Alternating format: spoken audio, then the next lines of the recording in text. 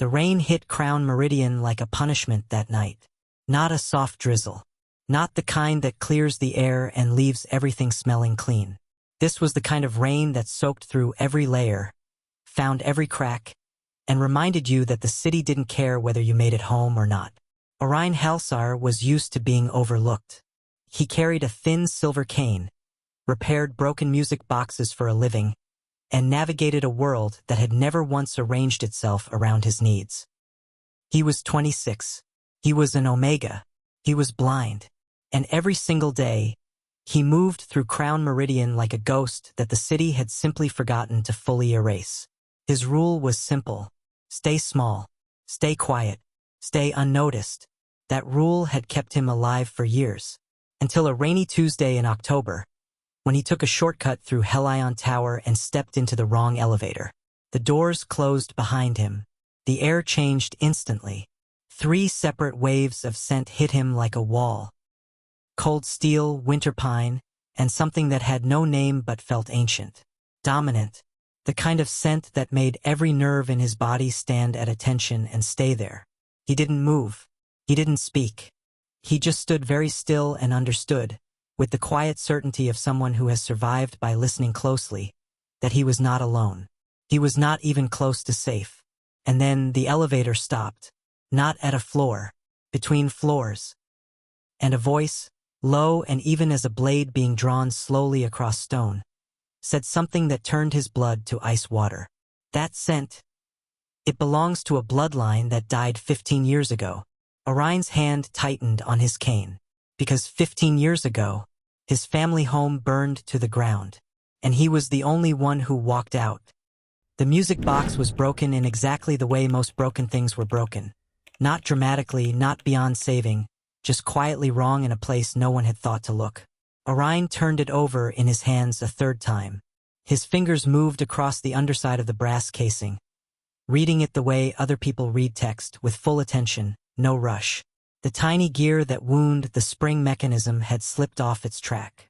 A quarter turned to the left. Reset. That was all it needed. He reached for his smallest tool, worked it into place, and listened as the music box exhaled a clean, clear sequence of notes for the first time in however long it had been broken. He set it down on the workbench.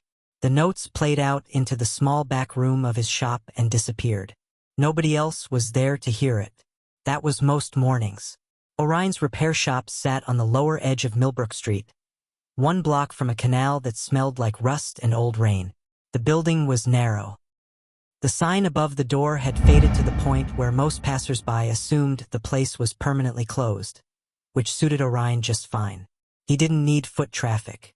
He worked by appointment and word of mouth, and his word of mouth network was small but loyal, mostly collectors, estate liquidators, and the occasional grieving family member who needed a late grandmother's music box to work again because it was the last thing that still sounded like her. He understood that kind of request more than he let on. He moved through his shop the way he moved through everything, efficiently, carefully, with a mental map that he updated and revised every time something was moved out of place. 16 steps from his workbench to the front door. 4 steps right from the door to the customer counter. 7 steps left to the storage shelf where he kept his most delicate tools in a row, each one in its assigned place, each one a slightly different weight in his hand so he never confused them. He'd built this system over years. He'd built it because the world outside did not build anything for him. He was 18 when a doctor told him that the damage to his optic nerves from the Harbor textile fire was permanent and irreversible. He was 8 when the fire happened. For 10 years between those 2 points, he'd lived in a haze of partial vision, shapes and light without definition, hope without clarity. The final diagnosis just made official what his body had been telling him for a decade. He did not fall apart when he heard it. He went home, sat at the small table in his apartment, and started counting things. The number of steps from his bed to his bathroom. The number of steps from his front door to the corner store. The weight of different coins in his hand. The sound of his building's elevator versus the building next door. The smell of rain before it arrived versus rain while it fell versus the particular quiet after heavy rain stopped. He built a world he could navigate. That was the only response that made any sense to him. The morning the music box was repaired, he had two other items waiting: a carriage clock with a jammed escapement and a pre-war metronome that had lost its beat consistency. He worked through both before noon, made himself a late breakfast of scrambled eggs and toast, listened to the canal noise outside his small back window. Tuesdays were usually uneventful. He preferred uneventful. Then the shop's front bell rang at noon, and his most regular delivery contractor, a man named Deshawn who smelled like motor oil and spearmint gum and always announced himself with a two-beat knock before speaking, stepped inside with a sealed envelope. "Got a courier job that came in weird," Deshawn said. "Wasn't through your normal booking channel. Came direct to my office with your name on it and a building address. Repair request." They paid the intake fee in cash and left a specific time window. Orien reached for the envelope, opened it, handed it back. "Read it to me." Deshawn read it out loud. The job was for a single antique clock, a floor-standing grandfather model, that needed assessment and preliminary restoration work. The location was Helion Tower. The time window was 7 to 9 that evening. Orien was quiet for a moment. Helion Tower was not a place people like him got invited to. It was the tallest private building in the eastern quadrant of Crown Meridian. Mixed use, upper floors were exclusive residential. Lower floors housed private offices and a members-only event space. The kind of place that had security teams in suits instead of uniforms and where the elevators had keypads. He'd passed it before, never gone in. "Is there a contact name?" he asked. Deshawn checked the envelope again. "No name, just a suite number. And a note that says the lobby staff will be expecting you." Orien considered it. It was unusual. The anonymity was unusual. The cash payment was unusual. But the intake fee was generous and he had nothing scheduled for that evening. Antique floor clocks were well within his skill range. And he had learned early and thoroughly that the unusual jobs sometimes paid for 3 months of ordinary ones. "Okay," he said. "Tell them I'll be there." Deshawn left. Orien went back to his metronome. But something about the afternoon felt different after that. Not wrong exactly, just shifted, like a note played a half-step off-key. Still music, but not quite right. He dismissed it. By 6:45 he had packed his diagnostic kit into his shoulder bag, locked the shop, and stepped out into a night that was already raining hard. He counted his steps toward Helion Tower. Didn't notice the lobby security guard staring at him when Deshawn's assistant dropped him at the entrance. Didn't notice the guard go very still when he confirmed Orien's name. Didn't notice the guard pick up a phone and dial a number with the careful urgency of someone delivering information they'd been told to deliver the moment it arrived. Orien was already through the glass doors, shaking rain off his jacket. He was already moving toward the elevators. And the guard's voice, dropping to almost nothing behind him, said a single sentence into the phone. "He's here." The lobby of Helion Tower smelled like marble and expensive climate control and something faintly chemical, the kind of cleaning product that got used in places where the floors could never, under any circumstances, look anything less than perfect. Orien's cane swept the smooth surface in front of him as he moved. He counted the steps from the entrance, felt the air shift slightly as the ceiling opened into a larger atrium space. Heard the sound of his own footsteps multiply faintly and come back to him from different directions. Left wall far, right wall closer, ceiling somewhere well above his head. Big space. Quiet. Not crowded. The desk was ahead and slightly right. He oriented toward it. Behind the desk, a staff member. The voice was male, clipped, professional. Confirmed his name and directed him to the east elevator bank. 3rd elevator from the left. He would need to be scanned in. "Scanned," Orien said. "Key fob system. The concierge here will handle it." A second person materialized at his elbow. This one didn't speak, just touched the fob to a reader near the elevator button, and Orien heard the soft chime of access being granted. He thanked them, moved to the elevator. The building staff around him were behaving strangely. Not hostile, not rude, but careful in a way that had a different texture than ordinary professional caution. Conversations dropped off as he passed. A set of footsteps that had been moving toward him from the far side of the lobby changed direction abruptly and went somewhere else. The concierge who had scanned him and stepped back the moment the elevator door opened, faster than necessary, like someone removing themselves from a scene they'd been instructed not to be part of. Orien filed this away. He stepped into the elevator. The doors closed, and in the space of one breath, everything in his body changed. The scent hit him from 3 distinct directions simultaneously, which meant 3 people positioned to his left, directly behind him, and to his right, spread across the elevator space with the kind of deliberate placement that wasn't accidental. These were men who understood spacing, who understood how rooms worked. The scents themselves were nothing like what he was used to. Alphas had a baseline pheromone profile that most omegas could read from several feet away. It was a biological signal, involuntary, impossible to fake or suppress entirely. Orien had been around alphas his whole life. Rich ones, aggressive ones, indifferent ones. He knew what that signal felt like. This was not that. This was 3 separate versions of something significantly older and heavier. The one to his left smelled like the very first cold morning of autumn. Clean, sharp, and precise. The one directly behind him was warmer but denser, like iron left in sunlight, the kind of warmth that didn't invite, it warned. The one to his right was almost silent scent-wise, a deep background note that Orien couldn't fully read, like a sound just below the range of hearing that you feel in your chest before you understand what it is. He did not panic. He adjusted his grip on his cane. He kept his face neutral and his breathing even. Nobody spoke for a full 5 seconds. Then the one behind him, iron and warmth, the enforcer type, Orien's instincts labeled without being asked, said a single flat question. "Who sent you here?" "A repair request," Orien said. "Antique floor clock." Suite was listed as. "There's no antique clock in this building." Orien went still. Not because the answer frightened him, though it should have. What stopped him was the way it was said. No aggression exactly. More like a man closing a door on a sentence that had been heading somewhere he'd already decided it wasn't going to go.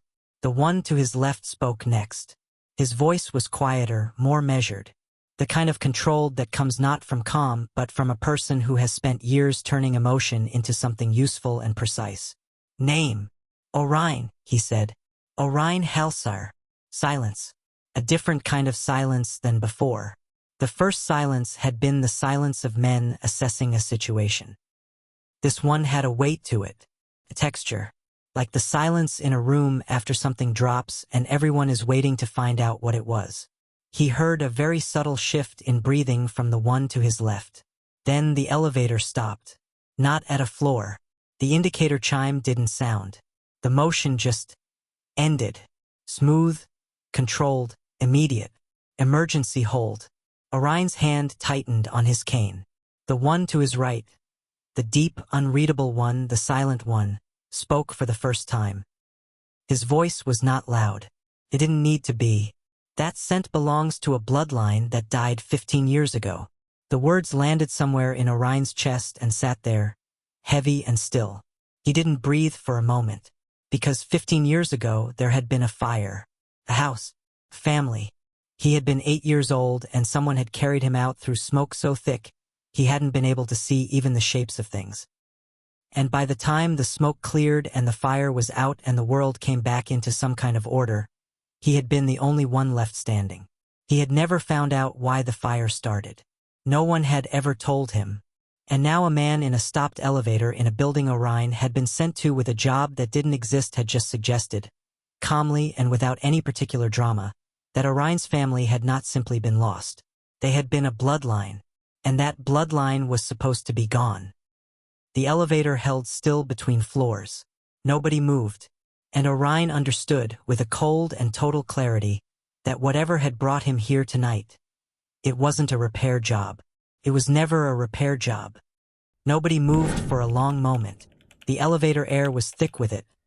3 alpha scents and 1 revelation, and Orien Halcyre standing in the middle of it all, holding his cane with both hands, keeping his face still.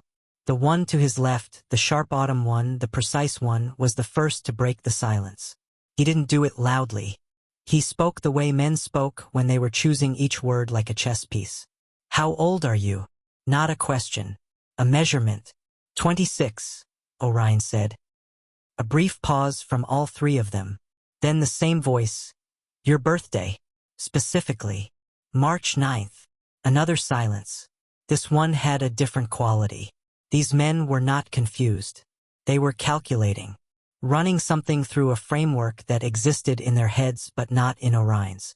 The one behind him, the iron warmth one, the one who had asked who sent him, shifted his weight slightly. Orien tracked it by the small sound of his shoe against the elevator floor. Severin, he said. Directed at the one to Orien's left. That was all he said. Just the name. But the tone carried a full sentence inside it. Something like, You're thinking what I'm thinking, Severin. The name was new information. Orien tucked it away. I know, said Severin to the one behind Orien. The silent one to the right. Orien still had nothing for him, no name, barely a presence except the deep background note sent. Finally moved. Not aggressively. A slow, deliberate repositioning, like someone turning to see something from a better angle. Orien felt the shift in the air as the man turned toward him. What do you know about your family? This man asked. His voice was lower than the other two.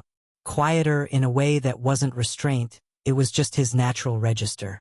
The kind of voice that meant it was never raised because it had never needed to be. Orien considered the question carefully. He could feel the three of them waiting. Very little, he said. My parents died when I was 8. The fire took everything. I went into the city system afterward. There wasn't much documentation, or if there was, no one shared it with me. Silence. Then Severin said, The Halcyre family. Not a question. Orien's jaw tightened slightly. He hadn't said his last name since he introduced himself. But he had said it. He'd forgotten that. What do you know about them? He asked, careful to keep his voice level. A pause. The man behind him, the iron warmth one, whose name Orien still didn't have, exhaled slowly. Not a sigh.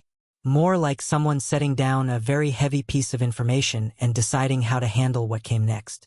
The Halcyre family was not ordinary, Severin said. Orien waited. They carried a rare biological designation. Among omegas, it appears in documented history perhaps once or twice per century. The Halcyre line had carried it for 4 generations. Possibly longer. The records we have only go back so far. What designation? Orien said. A triadic bond anchor. Orien had never heard that phrase in his life.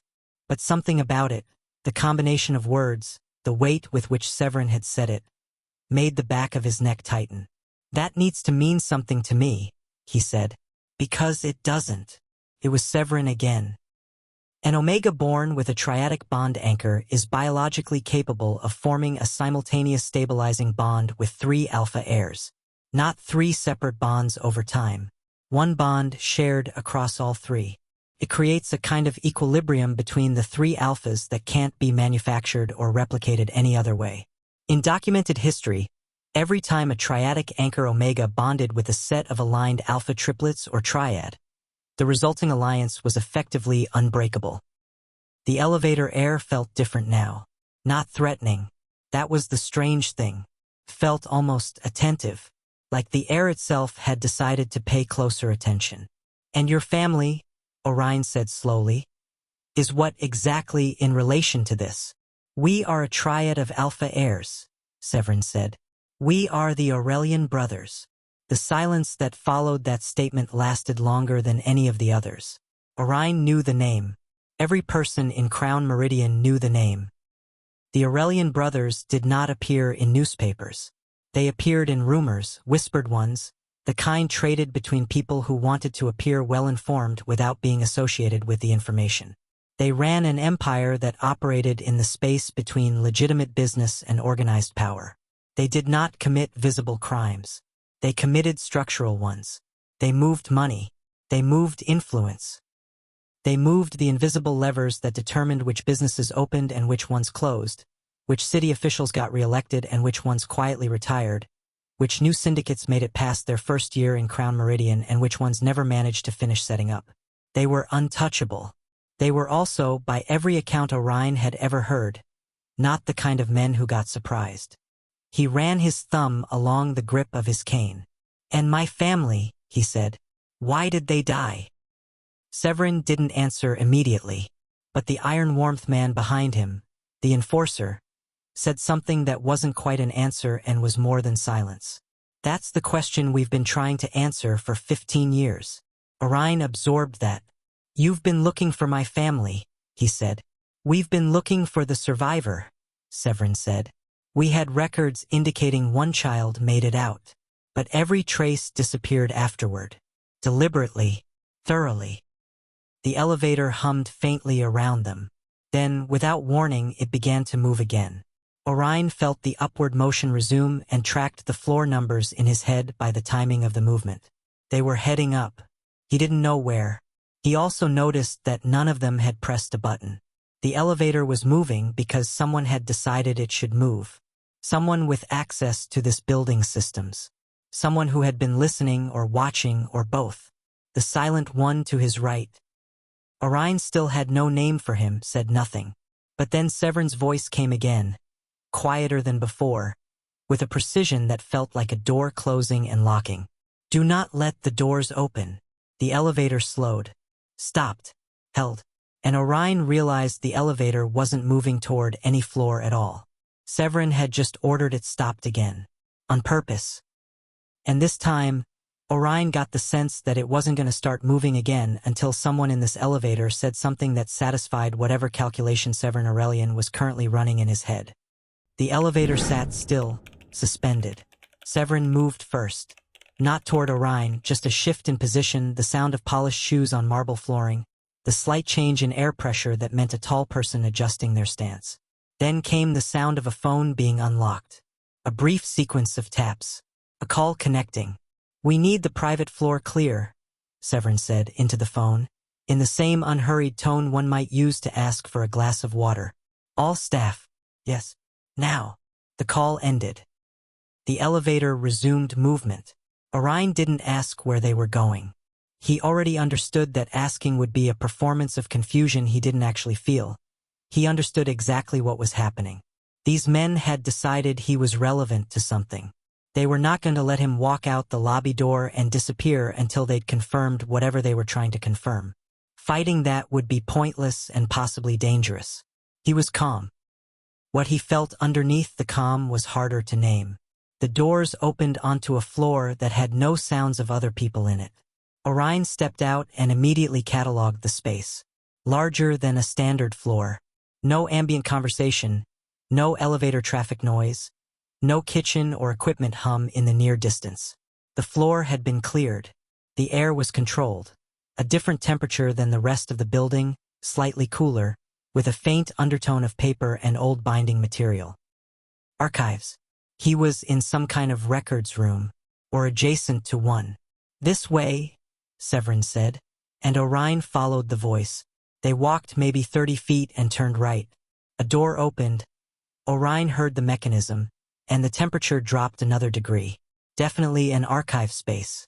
The smell of preserved paper and storage materials, specific and unmistakable. A chair was offered. Orien sat. The three men arranged themselves at various points in the room. He tracked them by sound and air pressure. Severin directly across the table, perhaps 5 feet. The iron warmth man, the one he now understood to be Kedrick, standing to the right, near what sounded like a filing cabinet. The silent one, still unnamed, somewhere behind Orien, near the door, not blocking it, just there. "Vaelor," said Severin, and Orien realized the silent one finally had a name. "The Halcyre Index." Vaelor moved. The sound of a file drawer opening. Papers being handled. The careful, deliberate movements of a man who had done this before and knew where everything was. Then a folder was placed on the table in front of Orien. He didn't reach for it. He waited. Severin said, "What I'm going to tell you is documented. Some of it you'll be able to verify if you choose to. Some of it you'll have to take on the basis of what your own memory knows. because certain records no longer exist outside of what we've preserved here. Go ahead, Orien said. A page slid across the table toward him. The Halcyre family was documented in our archives 31 years ago. At that point, there were 11 members across 2 generations, including your parents. The head of the family was a man named Darius Halcyre.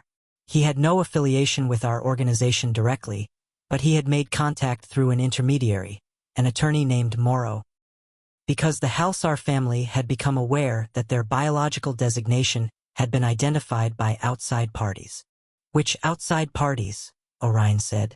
At the time, they believed it was a rival syndicate, a family called the Voss Network, based in the Western Corridor.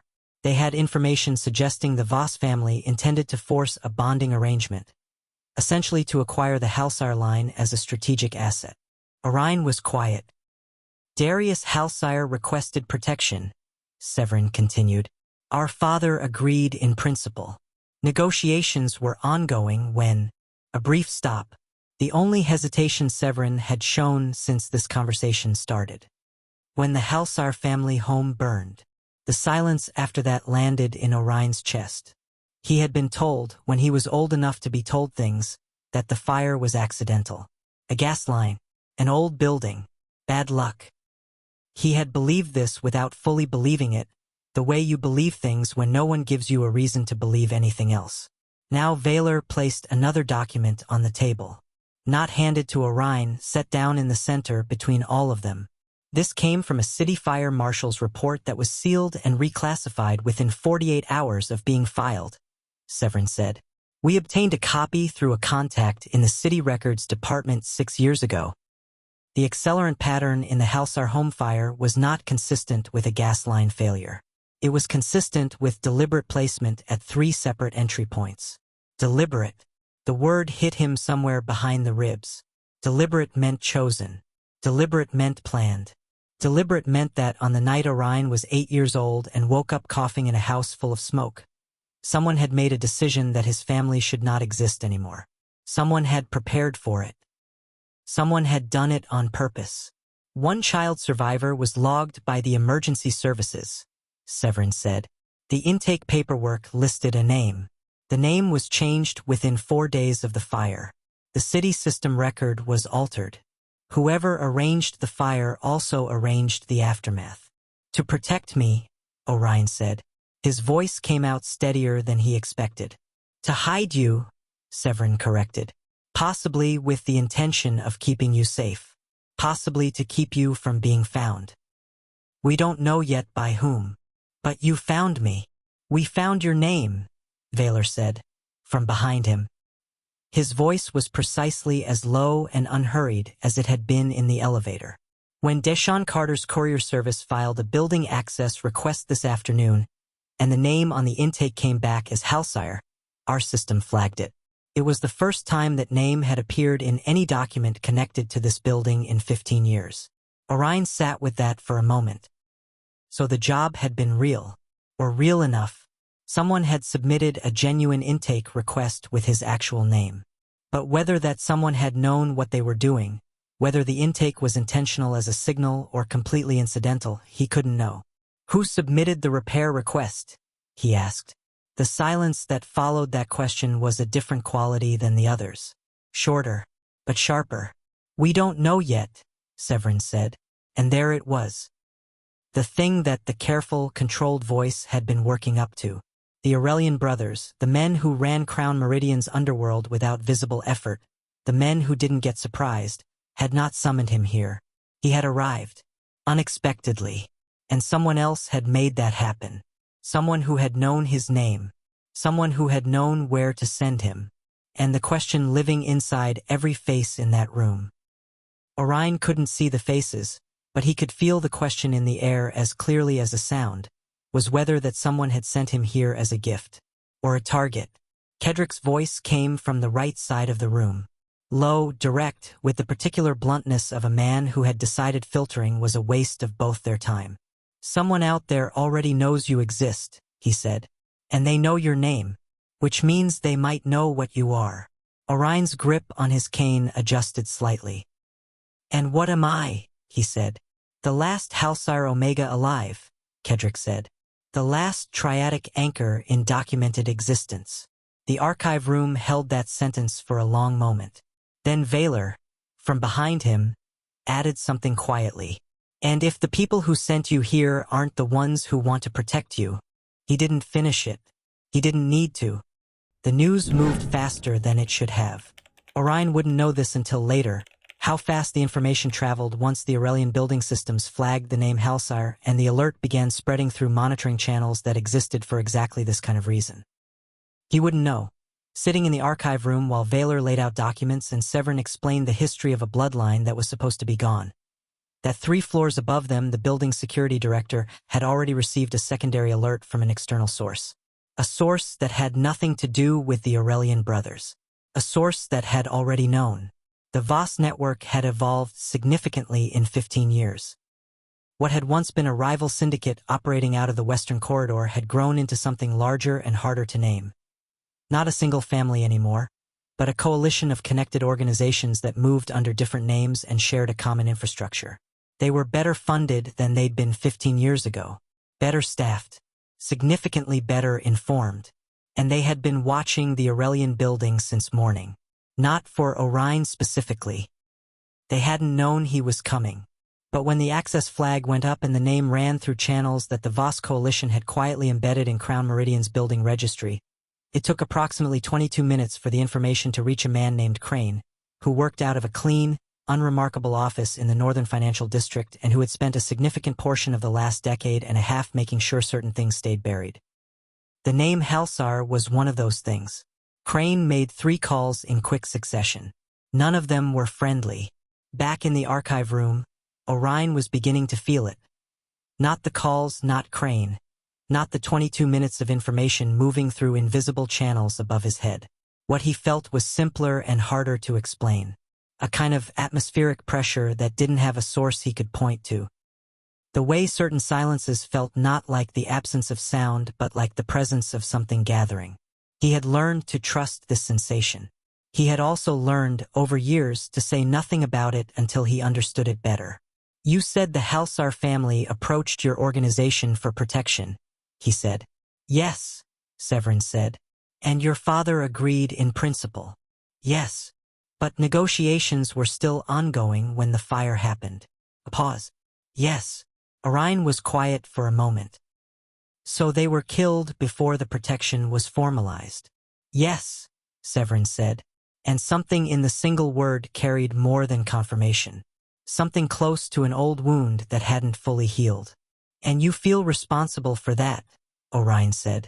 The silence that followed was the most complete silence the room had produced so far. Nobody disagreed with him. That was its own kind of answer. Vaelor, from somewhere behind him, said, Our father made a commitment in principle. That commitment was not honored in time. The Aurellion family has operated since that fire with the understanding that we have an outstanding obligation to whatever remained of the Halcyre line. Outstanding obligation, Orien said.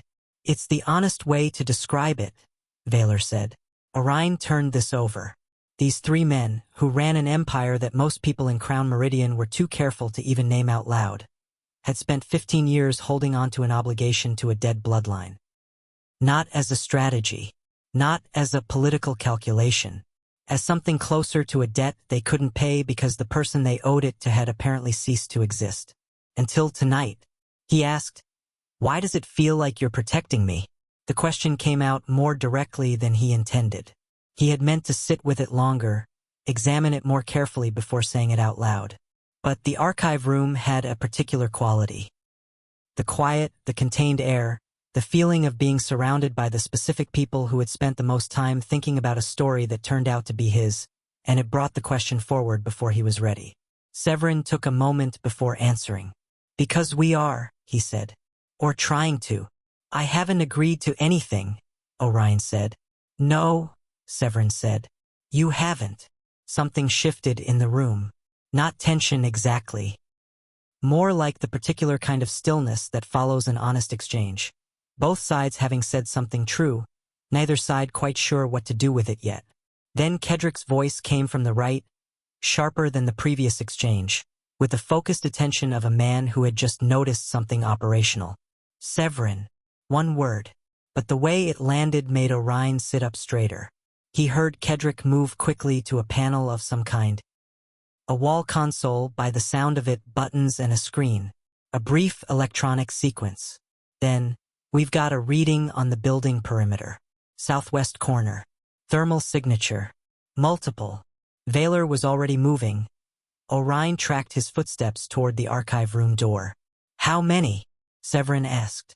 Systems counting 4 definite, 2 probable, Kedrick said. Elevated position. Southeast building across the street. Elevated position. Orien understood what elevated position meant, in the context of men who carried out threats from a distance, in a city where powerful organizations communicated their intentions through action rather than conversation. Someone's already positioned outside this building, he said. Flat. Not a question. Kedna said. They moved into place within the last 15 minutes. 15 minutes. Which meant they had moved into place within approximately 15 minutes of Orien's name appearing in whatever system had flagged it. Which meant someone had already been watching for this. Already been waiting. They came for me, Orien said. Nobody contradicted him. Hi viewers, the narrator said, stepping close for just a moment. If a person from your past appeared unexpectedly, and the moment they arrived, everything around you changed, would you run? Or would you stay to find out why? The question held in the air. Back in the room, Severin was already moving. Not toward the door. Toward Orien. He stopped just a step away, close enough that Orien could feel the change in air, could feel the specific weight of a man who was thinking very fast and had arrived at a decision. You need to move, Severin said. Now. I'm not afraid, Orien said. I know, Severin said. Move anyway. And for the first time since the elevator stopped, Orien let someone guide him. He didn't know yet whether that was the right choice. He didn't know yet whose hands he was trusting, or what they planned to do once they had him somewhere safe, or whatever they called safe in the language of men like this. What he knew was simple and terrible and absolutely clear. Whoever had sent him to Helion Tower tonight had not done it to have a clock repaired. And whoever was now positioned outside with a long-range view of this building had not moved into place by coincidence. Someone had arranged for Orien to be here. Someone else had arranged to make sure he didn't leave. And in a building full of men who had survived by trusting no one and controlling everything, Orien Halcyre, blind, quiet, 26 years old, a repairer of broken music boxes, had just become the most important variable in a game he hadn't known was being played. The door to the archive room opened. Kedrick's voice, stripped of everything except urgency. Severin. The shooter isn't targeting the building. A pause. They're targeting the elevator bank. The same elevator bank Orien had come in through. The same elevator bank any car leaving the building would have to pass. They weren't waiting for him to arrive. They were waiting for him to try to leave. The first shot hit the east corridor window before anyone finished their next sentence. Not the archive room. Not where they were standing. But close enough that the entire building seemed to hold its breath for half a second before every alarm in the private floor activated simultaneously. Orien didn't flinch. He tracked the sound, the sharp, compressed crack of impact against reinforced glass, the way the vibration carried through the floor under his feet, the direction the echo came from. Southeast. High angle. Long distance. Precision shot, not a warning. A confirmation. They were marking the floor, telling the people inside exactly what they could reach. Move, Kedrick said, and he was already moving past Orien, past the archive table, to the door. The archive room door opened and Orien heard him speaking rapid, clipped instructions to someone in the hallway. Armed. By the sound of the footsteps, at least 3 people, spreading out across the floor in practiced formation. Vaelor appeared at Orien's left side. Not grabbing, not pulling, just present, close enough that Orien could track his position exactly. This way, Vaelor said, low even, the voice of someone who was not panicked and did not intend to be. Orien moved with him. They went left out of the archive room, then right, then through a door that opened on a magnetic latch. Orien heard the mechanism, into a corridor that had a different air signature. Narrower. Service passage. No decorative ventilation, no ambient lighting hum. A functional hallway built for building maintenance, not residence. Orien counted steps automatically. 14. Turn left. 8 more. Door. Behind them, somewhere on the main floor, he heard Severin's voice. Not panicked, not raised, but moving fast through instructions. Coordinating. Running a defense that had clearly been designed and rehearsed. The Aurellion brothers did not improvise under attack. They deployed. That mattered. It meant they had done this before. The second shot hit somewhere lower in the building. Orien felt the vibration in his feet before he heard the sound. Different floor. The shooters were walking their shots downward, mapping the building's exposure points. They're calculating angles, Orien said. Vaelor said, yes. They're not trying to hit anyone yet. Vaelor paused for exactly 1 beat. No, he said. Not yet. The door at the end of the service corridor opened into a secure elevator. Not the same elevator bank Orien had used to arrive. Different location, different mechanism, the air pressure and sound signature were distinct. This one was smaller. The walls were closer together. Vaelor stepped in. Orien followed. The doors closed. It was the first time since the archive room that Orien had been alone with just one of the brothers. The specific weight of Vaelor's presence, the quiet, the depth note scent that Orien still found harder to read than the other two, filled the small space differently than it had in the larger elevator. Less diluted. Orien said, who are they? The Voss Coalition, Vaelor said. Or hired people connected to them. The same people who arranged my family's fire. A pause. We believe so, Vaelor said. Orien absorbed this. 15 years. His family had been gone for 15 years, and the people responsible had not dissolved or disappeared. They had grown. They had gotten better at what they did. And the moment his name appeared in a building connected to the Aurellion brothers, they had mobilized within 22 minutes. That kind of readiness meant they had been waiting. It meant they had never stopped watching. Your existence changes the balance of power, Vaelor said quietly. A triadic anchor omega, a living one in Crown Meridian, changes every calculation every major syndicate in this city has made about the Aurellion position. Because of the bonding biology, Orien said. Because of what that bond would mean for our stability, Vaelor said. And because of what it would mean for anyone who hoped to see our alliance fracture. The elevator moved downward. Somewhere above them, Orien heard the building's defense fully activate. The low, continuous hum of electromagnetic shielding on the windows, a sound like the building itself pulling its shoulders in. Kedrick's voice came through a comm channel. Vaelor had an earpiece, apparently. Southeast snipers relocated. They're moving to the north side. They anticipated the service elevator. Vaelor said, how long? For minutes. Maybe less. Vaelor looked at Orien. Or Orien assumed he did. The slight shift in air toward him suggested it. There's a reinforced safe room on sublevel 2, Vaelor said. We can hold position there until Severin and Kedrick contain the perimeter. Or, Orien said. Vaelor went quiet. Or I walk out the front door, Orien said. On my own. No Aurellion association. They want me or they want to make sure I don't exist. But if I'm standing on a public street with no affiliation, in front of witnesses, they lose the clean operation. They can't act without exposure. He felt the change in Vaelor's breathing before he heard it. That's not a terrible idea, Orien finished. I know, which is why you're not going to tell me it is, because you're already calculating whether it would work. A long pause. You would be exposed, Vaelor said. I'm already exposed, Orien said. What I'm not is invisible anymore. And invisible was the only protection I had. The elevator reached sublevel 2. The doors opened. Vaelor stepped out. Orien followed. And then Vaelor stopped walking.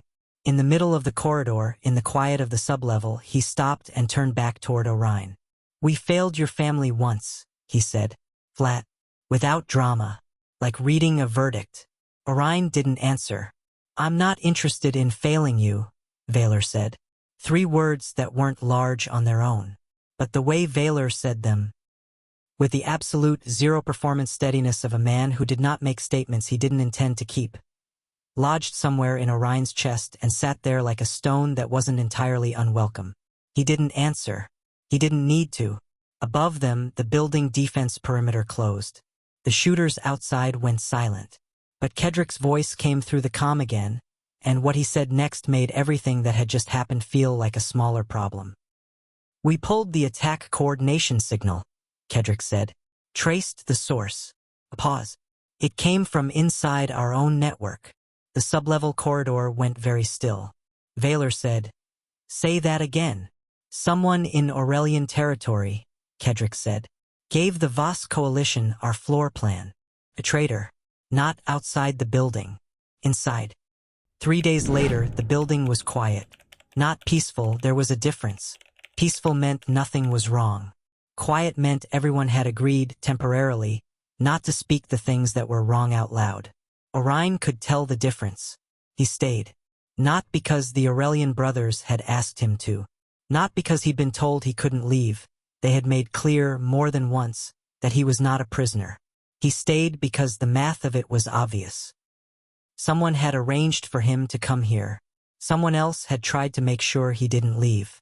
Until he understood which someone was which, walking back to his shop on Millbrook Street and resuming his ordinary life was not a real option. It was just a way of standing still while things moved around him. He was better than that. On the second morning, Vaelor brought him his toolkit. Not mentioned. Not explained. Just set it on the table near Orien's left hand where he could find it, along with a brief, neutral statement. Someone retrieved it from the lobby desk. It was checked in when you arrived. Orien didn't say thank you immediately. He picked up the kit, ran his fingers across the case clasps to confirm everything was in order, and then said, Thank you. Yes, Vaelor said, and left the room. That was the full exchange. Orien worked on a small carriage clock that one of the building staff had apparently left with the lobby desk months ago without anyone claiming it. He didn't ask for it. It appeared on his table on the 3rd morning next to a cup of coffee, no explanation, and he repaired it because his hands needed something to do and because broken things that could be fixed should be. He heard Kedrick before he sensed him, which was saying something. Kedrick's scent usually announced him from a doorway's width out. But this time Kedrick came in quietly, sat down somewhere across the room, and was apparently just there for several minutes before Orien registered it. You move differently than I expected, Kedrick said eventually. Orien kept his hands on the clock mechanism. How did you expect me to move? Carefully, Kedrick said, but differently. More hesitant. I'm always careful, Orien said. Hesitation is different. A pause. Yeah, Kedrick said, as though this confirmed something he'd been thinking about. It is. He left after that. But he came back later with tea black, no additions, set on the table 2 inches to the right of Orien's hand in a way that was specific enough to mean he'd been paying attention to where Orien reached. Orien did not point this out. He drank the tea. On the 4th evening, Vaelor's violin appeared. Not presented to Orien. Not requested. It was simply in the corner of the sitting room when Orien arrived there after dinner, in a case that had been placed open rather than closed, which meant whoever left it there wasn't hiding it but wasn't exactly announcing it either. Orien found it by the faint sound of the open strings resonating with the room's ventilation. An antique instrument with horsehair that needed replacing and a bridge that had shifted. He could tell from 6 feet away. He sat down near it. He didn't touch it. He said to the room, knowing Vaelor was somewhere in it, The bridge has moved. Silence. How can you tell? Vaelor said, from a chair near the far wall. The resonance is off. G-string is pulling sharp. That happens when the bridge migrates toward the tailpiece, usually from humidity change or an old repair job that wasn't fully set. A longer silence. Then Vaelor said, It's been like that for about a year. Do you want it fixed? A pause that lasted long enough to mean the answer wasn't as simple as yes or no. Yes, Vaelor said. So Orien fixed it. Took 40 minutes. He worked by touch and ear. adjusting the bridge position in increments, using the acoustic response of the room as his reference point, asking Vaelor to pluck individual strings at intervals so he could check the harmonic balance. Vaelor did this without question, without commentary, without the particular discomfort some people had around being given direction by someone they outranked in every measurable category of power.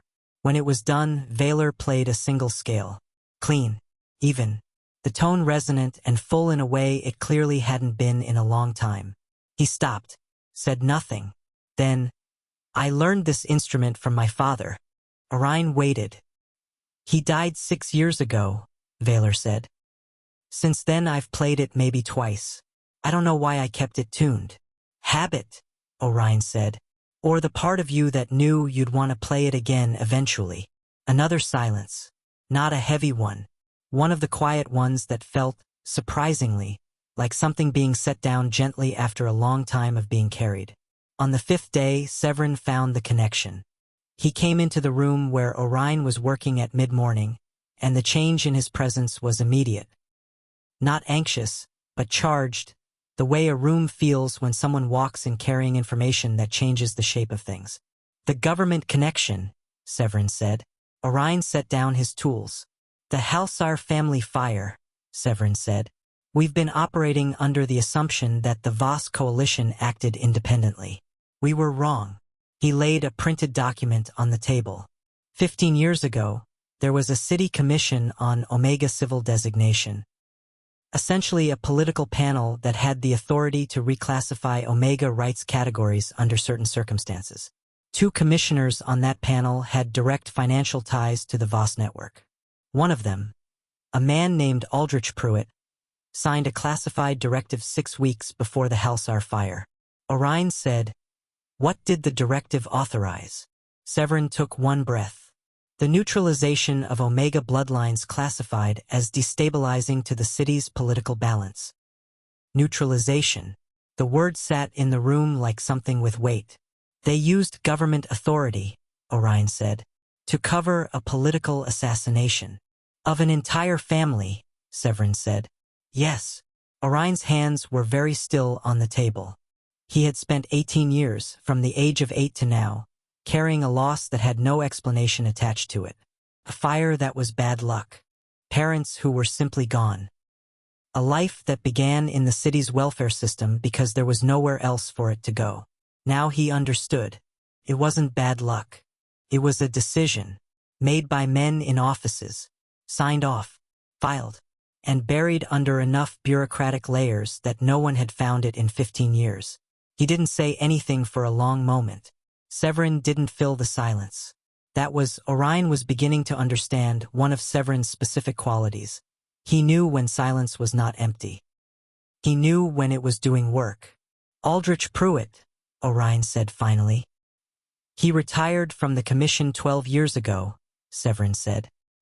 "He currently serves as a senior advisor to the Eastern District Governance Council." Orien nodded slowly. "He's still in power," Orien said. "Yes," Severin said. "Which means if this comes out, it doesn't just expose the Voss coalition," Severin said. "It exposes a sitting government official, and every official who knew and stayed quiet. That was the shape of it.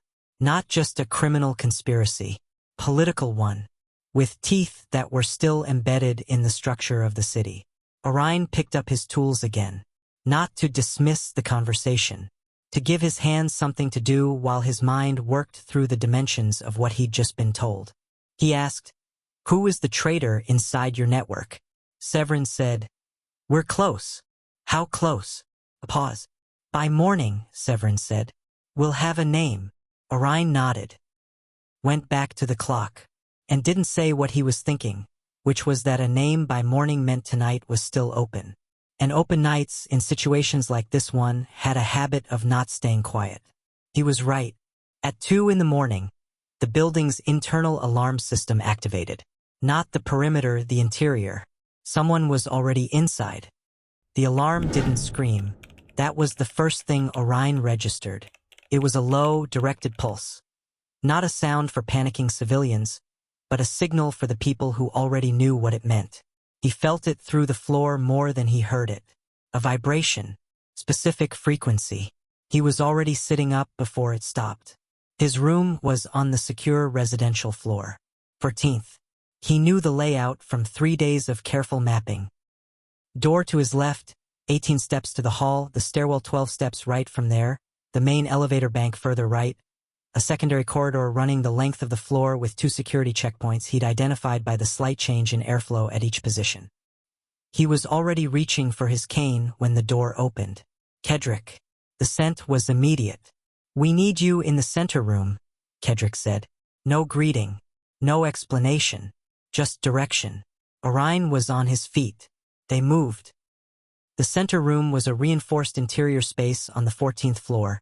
No exterior walls, no windows, one entrance. It had been shown to him on his first day as the designated hold position in case of interior breach. He'd mapped it. He knew it. They reached it in 90 seconds. Severin was already inside. So was a man Orien hadn't met. Declan, one of the senior security coordinators, whose voice he'd heard through comm channels twice before.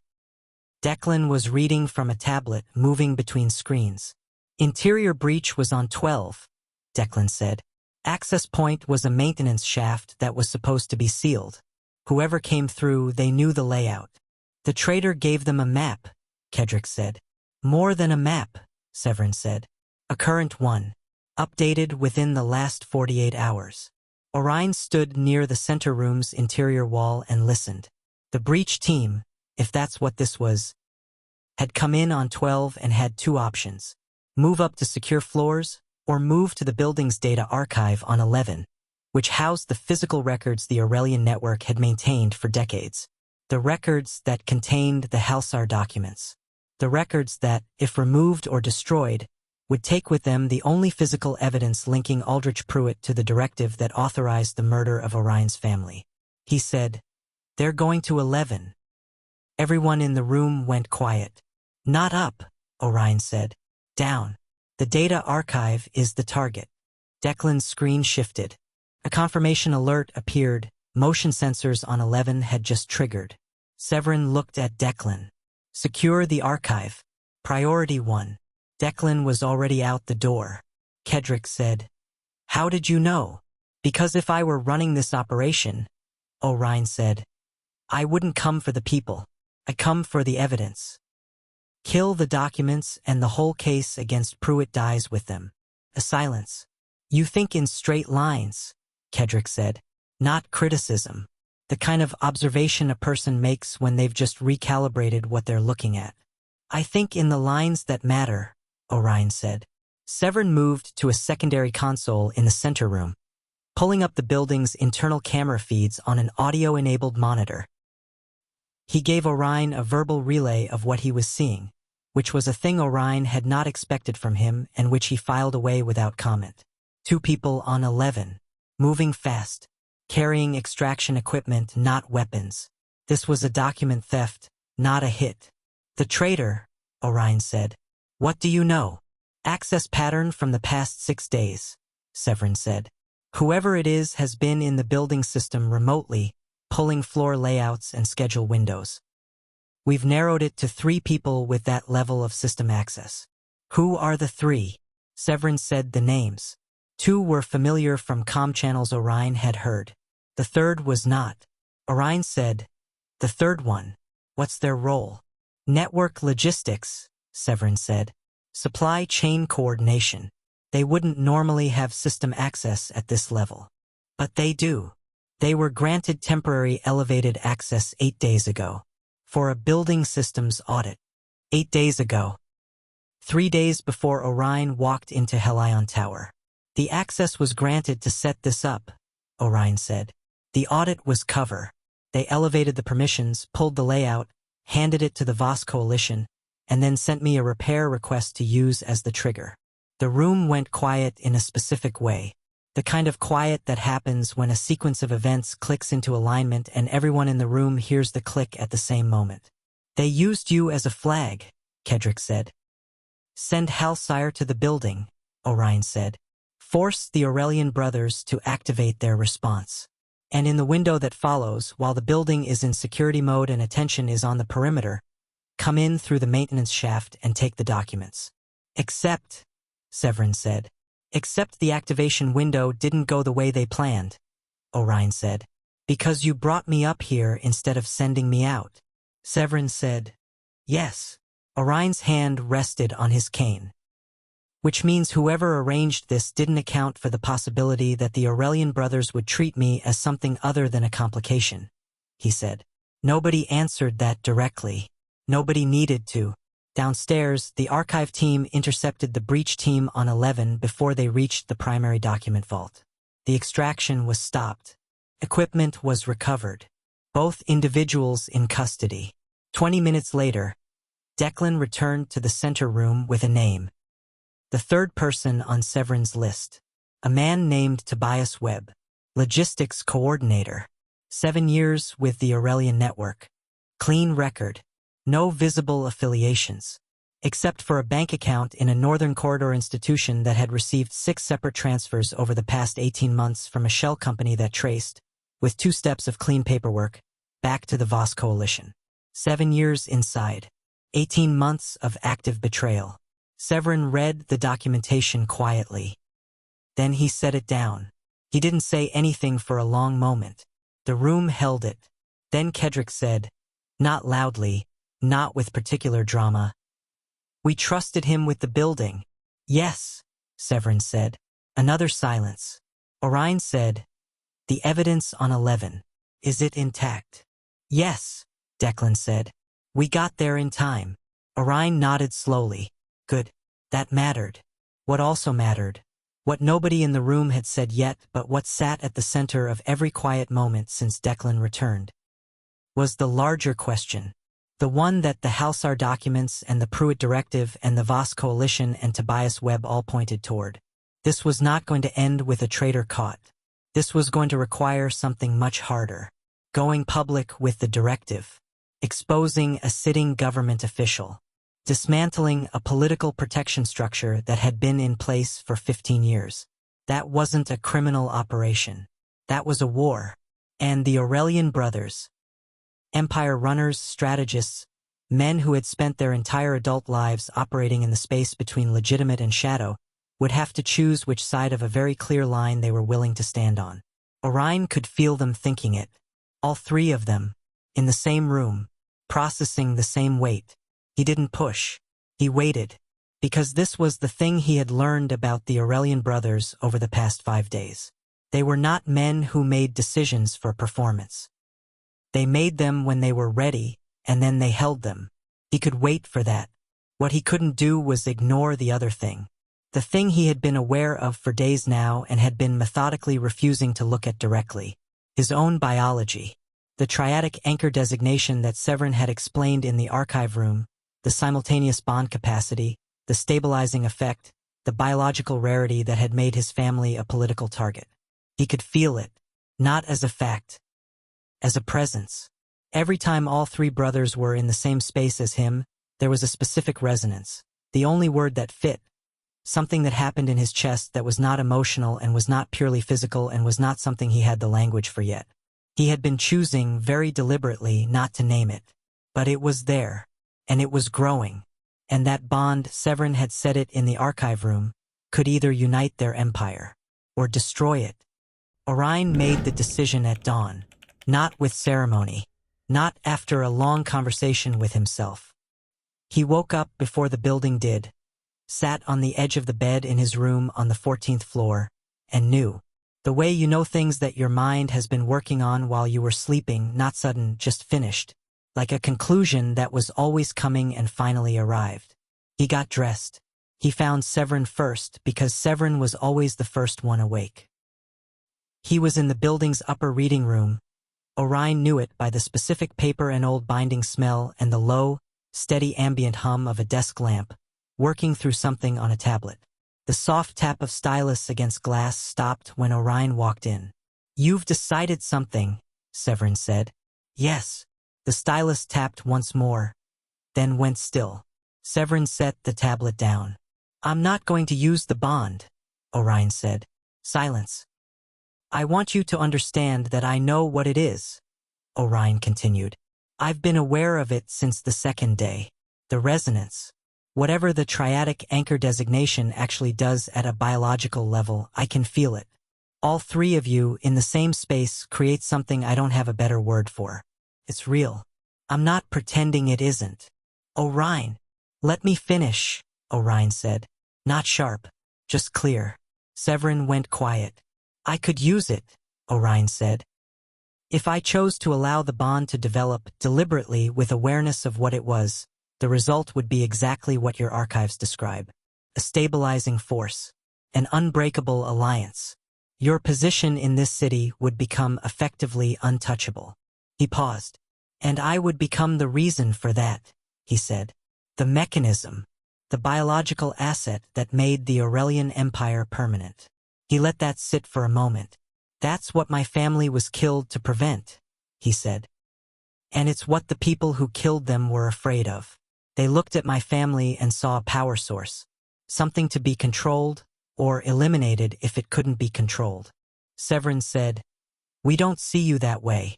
I know, Orien said, and he meant it. Which is exactly why I'm telling you I won't do it, he said. Not because I distrust you, because I refuse to be what I was almost killed for being. I'm not a strategic resource. I'm not a biological inheritance. I'm a person who repairs music boxes and counts his steps and has spent 18 years building a life that belonged to him. The reading room held this for a long moment. Outside, the first gray light of morning was beginning to show at the edges of the windows.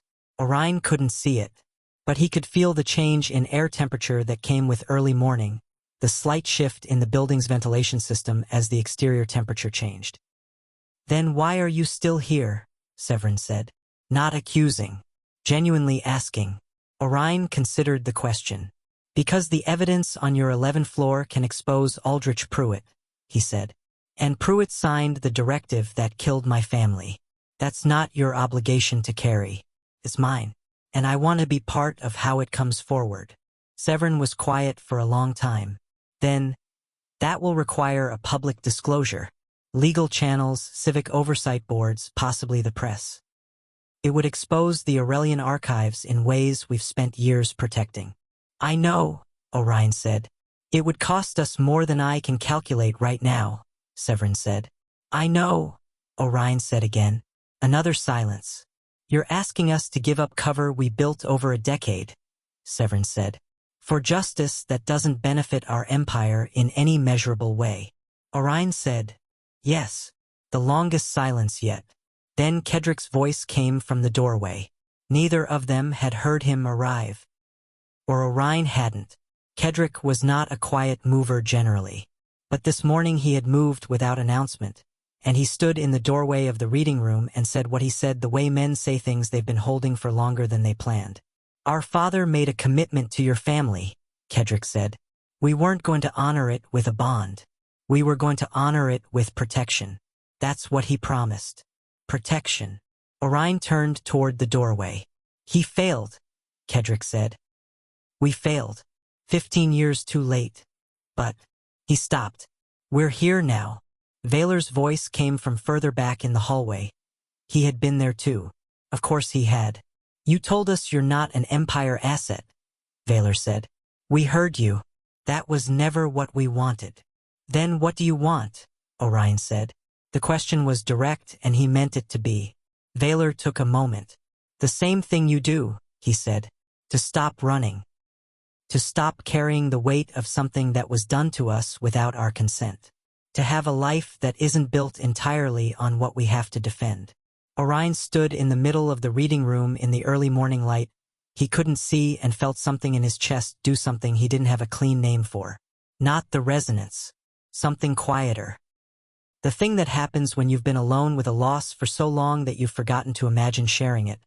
And then someone offers to share it, and your entire body doesn't know how to process the offer because it has never encountered one before. He didn't cry. He wasn't a person who cried often, and this morning was not the time. But he stood still for a moment. And the three brothers, all three of them, present and quiet and asking nothing from him. Let him have that moment without filling it. Then Severin said, "We'll go to the oversight board. Full disclosure. Pruitt's directive, the Voss connections, the cover-up. All of it." Orien said, "And the consequences." "We handle those," Severin said. "We're good at consequences." Orien almost smiled. "I'll need to give a statement," he said, "as the surviving member of the Halcyre family." "Yes," Severin said. "Then let's build it right," Orien said. And for the first time since the elevator stopped between floors, he felt not safe exactly, but like something that had been suspended for 18 years had finally, quietly, found solid ground. The disclosure process began that afternoon. It would take weeks to complete. Months, likely, before Pruitt faced any formal consequence. The Voss coalition's legal exposure would take longer still. But things that had been buried for 15 years were about to surface. And the name Halcyre, which someone had worked very hard to erase, was about to be spoken in rooms where it should have been spoken years ago. That mattered. It mattered enough. For months later, Orien's shop on Millbrook Street was still there. Faded sign, narrow building, canal smell from the alley behind it, 16 steps from the workbench to the front door. He had come back to it 3 weeks after the disclosure process began, after Severin's legal team had determined that the immediate threat from the Voss coalition had been sufficiently disrupted. Arrests had been made. The coalition's leadership was occupying the considerable attention of a federal oversight investigation. Crane, the man who had made 3 phone calls the night Orien arrived at Helion Tower, was in custody. Aldrich Pruitt had resigned from the Eastern District Governance Council on a Tuesday, saying only that he was stepping down for personal health reasons. Nobody believed him, but the formal hearing was still scheduled. Orien went back to his shop. He went back because the shop was his. He had built it. He had mapped it. He had made it work with his hands and his patience and the stubborn, unglamorous determination of a person who had decided, a long time ago, that a small life lived carefully was still a life worth having. That decision had not changed, but some things around it had. The first Tuesday he was back, Vaelor arrived at 4 in the afternoon. He knocked, 2 specific knocks, separated by a half-second pause, which Orien had heard before and recognized immediately. He opened the door. Vaelor stood in the doorway with what he described, when asked, as a very old mantel clock that had been sitting in a storage room of the Aurellion building for approximately 20 years, and that no one had ever gotten around to having assessed. "Do you want it assessed?" Orien said. "Yes," Vaelor said. So Orien assessed it. They sat in the back room of the shop while the canal made its quiet sounds outside and the afternoon moved toward evening, and Vaelor watched Orien work, and neither of them said much because neither of them needed to. The clock needed a new mainspring. The gear train was intact. The case was mahogany and had been well preserved. It was worth more than it probably looked and would sound, when repaired, like exactly what it was. Something that had been made carefully and had lasted. The following Thursday, Kedrick showed up with coffee, 2 cups, black, the correct temperature based on what Orien had ordered 3 different times over the previous month, which meant Kedrick had been paying attention. He sat across from Orien's workbench and did not explain himself. Orien did not ask him to. After about 15 minutes, Kedrick said, "Do you ever think about leaving Crown Meridian?" "No," Orien said. A pause. "Me neither," Kedrick said. He finished his coffee. Left without ceremony. Came back the next Thursday. Severin was less regular than the other 2. He tended to appear without pattern, which Orien suspected was intentional. Severin did very few things without intention. He would come in, sit somewhere quiet, and read from whatever he was working through on a given day. He never asked Orien questions. He answered the ones Orien asked. He brought files occasionally. Updates on the disclosure proceedings, documents Orien needed to sign for the oversight board record. He also, twice, brought food from a place on the east side of Crown Meridian that made jerk chicken in a way that made the entire shop smell good for the rest of the day. The second time he brought it, Orien said, "You didn't have to do that." Severin said, "I was getting food anyway." Orien said, "That's not an answer." Severin said, "I know," and that was the full exchange. On a Friday in late February, all three of them were in the shop at the same time. No coordination, apparently. Vaelor had come to check on the mantle clock's progress. Kedrick had come for Thursday coffee a day late, and Severin had come with a legal filing that needed Orion's signature on the Pruitt matter. They ended up there together in the back room, which was not very large. It wasn't awkward. That was the thing that stayed with Orien later when he thought about it. It should have felt crowded. 3 large, powerful, composed men and 1 blind Omega in a room the size of a standard bedroom, full of clock parts and tool cases and the faint smell of machine oil. But it didn't feel crowded. It felt, for reasons that Orien sat with carefully and didn't try to name too quickly, like the specific version of quiet that he had been building his entire life toward without knowing what he was building toward. Outside the window, it was raining. The canal was running higher than usual. He could hear it. Orien sat at his workbench and worked on a music box, a small oval case with a tarnished silver lid, the cylinder mechanism slightly bent, the tines of the comb needing individual adjustment. Someone would come to pick it up next week. Until then, it was his to repair. He worked in silence. Vaelor read something from a book he'd brought. Kedrick had apparently decided the bench near the window was where he wanted to be and was sitting there doing something on his phone that he was not explaining. Severin had finished going through the legal filing with Orien and was now, as far as Orien could determine, simply sitting in the chair nearest the door and being quiet. The music box produced its first clean sequence of notes. Small notes, old melody. The kind of sound that fills a room gently, without demanding anything from the people in it. Nobody said anything. The rain came down outside. The notes ran their course and stopped. Orien reset the mechanism and let them play again. And here is what the narrator wants you to understand. Not as a lesson, not as a moral wrapped in neat ribbon, just as a fact about what happened. For months earlier, a blind Omega walked into the wrong elevator. He didn't choose that night. He didn't choose the building. He didn't choose the men inside. But he chose everything that came after. He chose to stay in the elevator and give his name. He chose to ask questions instead of shutting down. He chose to stand in a reading room at dawn and say, "I'm not what you can use me for. I'm what I've built myself to be." He chose to go back to his shop. He chose to let 3 people into a space he had, for most of his life, kept very carefully small.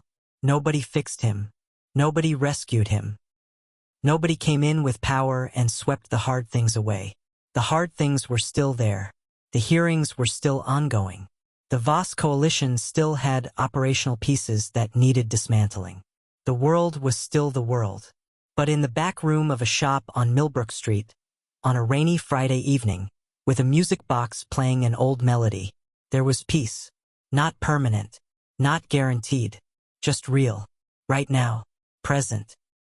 And for Orien Halcyre, who had spent 18 years counting his steps and mapping his own path through a world that had never once arranged itself around him, real was enough. Real was quietly everything. If the story moved something in you, if Orien's choice to stay, to speak, to refuse to be smaller than what he was, reminded you of someone you know or someone you're trying to be, leave that in the comments. Tell us. Your words reach further than you think. Subscribe to this channel and turn on notifications so you don't miss the next story. There are more people worth knowing about, more lives worth telling. And this community, the ones who show up, who listen, who share, you're what makes all of it matter. We'll see you in the next one.